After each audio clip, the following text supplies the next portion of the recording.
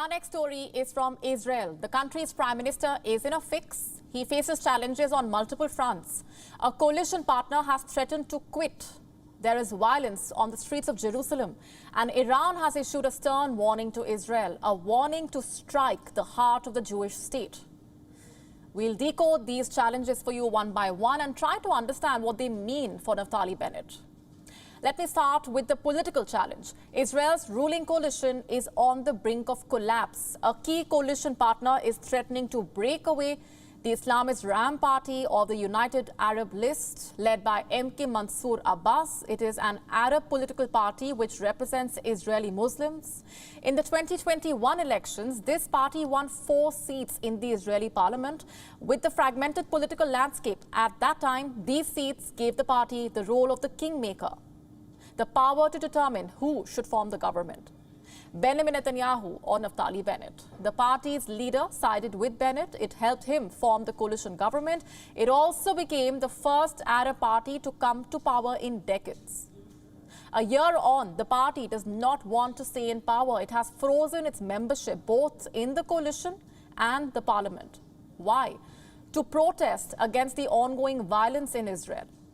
The party says it is under pressure from its supporters to denounce the Naftali Bennett government for its alleged crackdown on Palestinians, especially for the turmoil at Al-Aqsa over the weekend.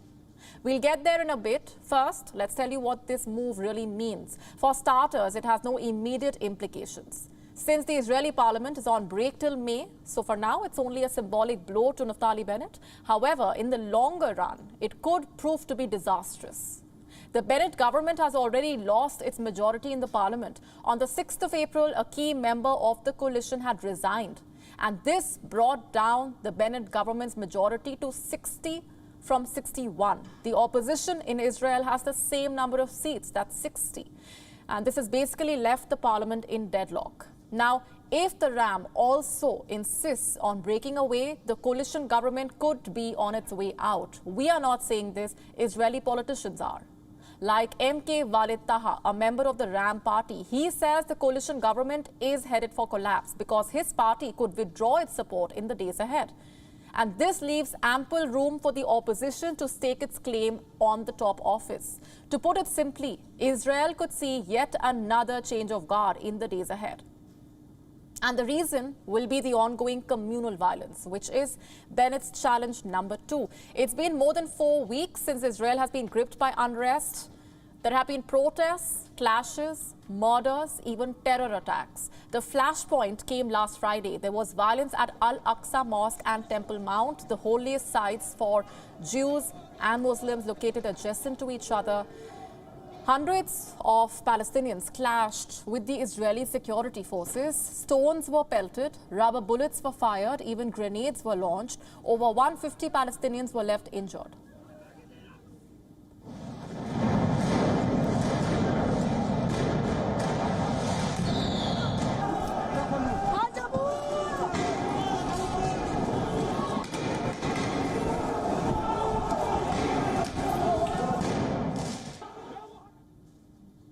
The question is, what led to the violence? The answer depends on who you ask.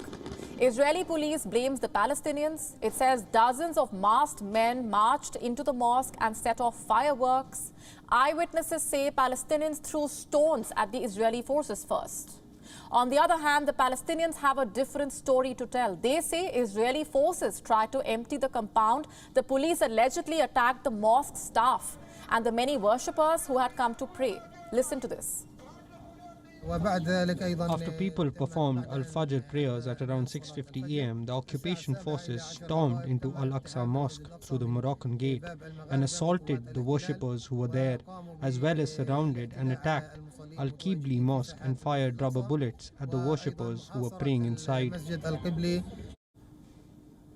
Last we checked, the violence had ended, but there are strong indications that it might resurface again, given how Palestinians are accusing Israel of trying to curb their religious freedom. They are complaining about unwarranted restrictions on them during Ramzan. They say the security checks are draconian and stop them from offering prayers on time. Israel says they are meant for security purposes only. It says it's only trying to keep a check on religious processions and stop tempers from escalating. And as the war of words continues, warnings are flowing in from Iran, which is Bennett's challenge number 3. You see, Iran recently marked its National Army Day, a day to commemorate its military might.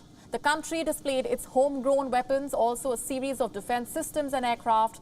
Iran's President Ibrahim Raisi himself led the celebrations and issued a stern warning. He told Israel that if it makes the slightest move against Iran, the country will target the heart of the Jewish state. You must listen to this. The message for the Zionist regime is that if you are looking to normalize relations with some countries of the region, you should know that even the slightest movement of yours is not hidden from our intelligence, security and armed forces. You should also know that if you make even the slightest move against the Iranian people, rest assured that the target of our armed forces will be the center of the Zionist regime.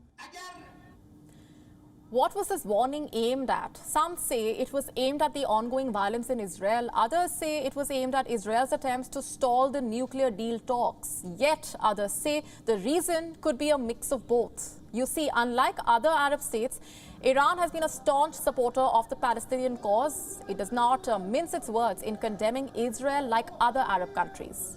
At the same time, Iran has always been at odds with Israel over its opposition to nuclear talks with the West. Analysts, in fact, say Iran is looking for reasons to wade into Israel's internal affairs. Reports say the Islamic Revolutionary Guard Corps has promised a new wave of support for the Palestinians, that it has promised to aid their fight against Israel. Where does this leave Naftali Bennett? In the grip of uncertainty, to say the least.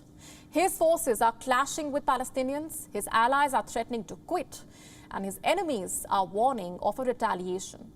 The next few days are very crucial for the Israeli Prime Minister. WION now available in your